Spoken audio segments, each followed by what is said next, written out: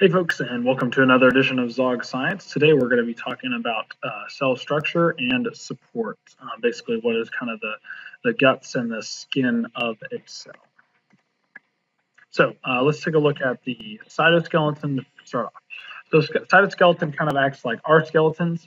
It's a network of structural proteins that extends throughout the cytoplasm and helps provide support for a cell, much like our skeleton provides support for our body. It also helps to anchor organelles. So organelles are attached to the cytoskeleton. And the cytoskeleton is kind of made up of these immediate or intermediate filaments, microtubules, and microfilaments. And again, they kind of run throughout the cell. You can kind of see what those look like here in the green.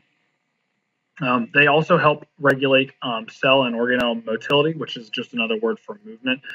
So how that works is that different organelles, such as vesicles, attach to microtubules, and then there's a protein, a motor protein, that when ATP is applied will help move it around. And so just like they help move organelles around, they can also help the movement of chromosomes during cell division. So when your chromosomes are moving, they're moving along the microtubules. When we were watching the LOD the other day and we saw the chloroplasts moving around, they were moving through this movement that is described here. We also have centrosomes. Centrosomes are the origin of microtubules. They are just little kind of organelles, but not really considered organelles. I guess structures would be a better way to put it. And you can kind of see that these are your microtubules right here. And the centrosomes compose of a pair of centrioles. All right, moving forward, we've got cilia and flagella. These are motility, again, movement-related extensions of cytoskeletal proteins. So these are proteins that originate inside the cell, but then they extend out of the cell and they aid in motion through space. The first one is flagella, and flagella kind of move in a snake-like fashion, driving the cell in a particular direction.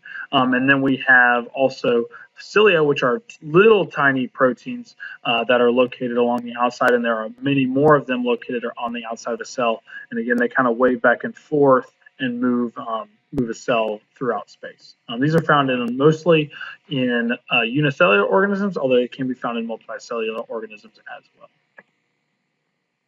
All right, now we're going to spend a lot of time talking about the cell membrane and kind of the space located on the outside.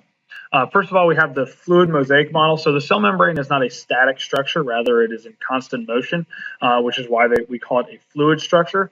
The reason why we call it a mosaic is that it is not composed of just a phospholipid bilayer. Rather, it's got proteins in it, and the proteins kind of move around throughout the cell. So how they kind of figured this out was that they froze a cell, they then cracked it open, and when they did this, they were able to pull apart the lipid bilayers. And if you look very closely using an electron microscope, you can see all the little bumps. All the little bumps represent proteins. So the cell membrane acts as the boundary of a cell, and it aids in the transport of materials in and out of a cell. We'll look at that in more detail in the next video. And it helps to facilitate communication between the cell and the environment. You can kind of see that there's rather a lot going on with the cell membrane, and we're going to take a look at each of those components. So the first main portion of the cell membrane is the phospholipids. Remember, phospholipids are composed of a hydrophilic phosphate head and a hydrophobic fatty acid tail. And because of this, when you put them into water together, they will spontaneously form a bilayer, and that is to protect the hydrophobic tails from the water. The hydrophilic heads will move to the outsides. Again, it is fluid, so they're constantly moving back and forth, and it makes a selectively permeable membrane. So only small nonpolar molecules can cross the membrane. Why is that? Well, a polar molecule is not going to be able to get into the hydrophobic sections. Think about it again. It's like water and oil mixing. They're just not going to do that. There are a few ions which can move across the membrane, but in general, it is only small nonpolar molecules that can cross the membrane itself. Cholesterol is another important component of a cell membrane. It is remember, a steroid lipid, which is the reason why it has this traditional ring structure right here, and it acts as a temperature buffer. So what happens is that the cholesterol keeps the tails from locking together, and it maintains fluidity at low temperatures. So basically, the cell membrane is still allowed to function even at low temperatures, which is good for cold organisms or organisms that live in cold temperatures. Membrane proteins are two classes. The first one are integral proteins. So these are ones that move through. They go all the way through to the other side. And then we've got peripheral proteins, which again are associated with the membrane, but they don't necessarily penetrate all the way through the lipid bilayer. An important thing to note, the membranes are mobile, they are moving around, and how they figured this out was that they took a mouse cell and a human cell, they fused them together, and after 1 hour they found proteins of each of them mixed throughout the entirety of the new cell fairly evenly. So they move around and move around quite a bit. So these are some of the different protein functions that those proteins can be found. We're going to kind of briefly overview them, and then we'll look at a couple of them in detail. So they can help with transport, which we'll be looking at in much more detail in the next video. They can help with enzyme activity, so they can be breaking down or synthesizing new molecules. They can do signal transduction, which we'll look at a little bit more detail next. Same thing with cell-to-cell recognition. Intracellular joining, so they can help cells join together, and then they can help with the attachment of the extracellular matrix and the cytoskeleton. So membrane receptors, these are integral proteins that span the bilayer with regions, or what are known as domains, that extend extra and intracellularly, so they're on both sides of the membrane. And what will happen is that a molecule will come in, they'll interact with the extracellular side, that will then change the shape or conformation of the protein on the intracellular side, which will then cause a signal to be passed. So basically, we allow a signal to pass through the membrane, and now the cell can respond. And we'll look at some more examples of those things throughout the year.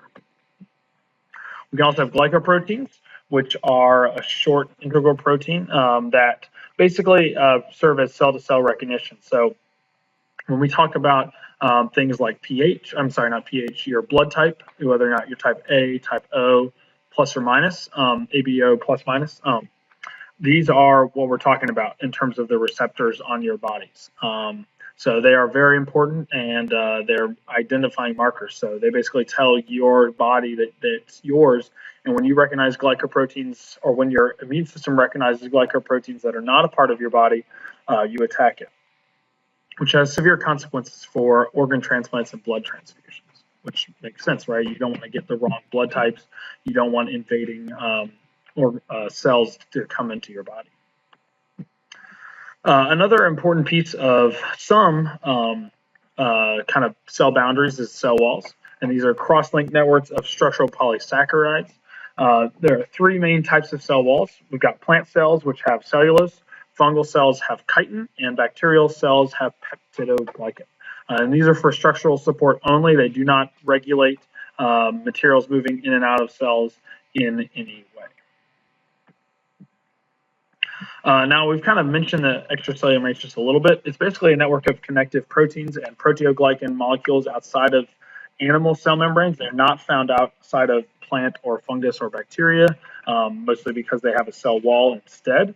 And basically, they help with cell anchorage and cell communication. So, for example, these extracellular fibers will be connecting to other cells.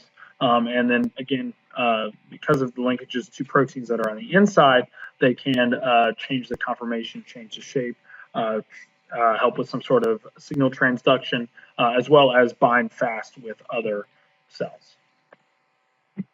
Now, we can also have linkages between cells. You know, most of the time we tend to think of a cell as being kind of by itself, but when we have multicellular organisms, you know, cells need to hold on to one another.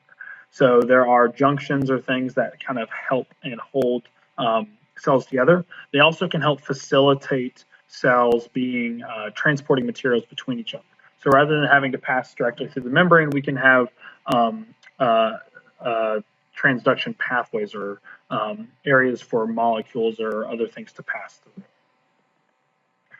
So there are kind of two main types of junctions. The first one is open junctions, which allow materials to pass through. In plants, this is the case between all cells. They're called plasmodesmata. Basically, it allows the cytosol to pass between the cell at all times, and therefore water and small solutes can pass freely. And this is, again, it's found between all different types of cells in plants. So essentially, plants are all, aren't obviously they aren't exactly this, but they're essentially one large organism, one large cell. They're just allowing water and things to pass through them at all times. For animals, we have gap junctions, which allow ions, sugars, amino acids, and other small molecules to pass between cells. This is what that kind of looks like in the reality. All right, so you've got solutes and other molecules that are being passed through. This is the animal cells, and then here are your plant cells. Then we also have closed junctions. These are only found in animal cells. And desmosomes are anchoring junctions. They're kind of like rivets that hold cells together, so they hold the cells together so they don't just kind of fall apart. And this is using the keratin protein. Tight junctions produce a watertight seal. So this is very important in places like your skin. You definitely want your skin to be watertight. This also is useful in your stomach. And that's all I've got for you today. Thanks for watching, and I'll see you next time.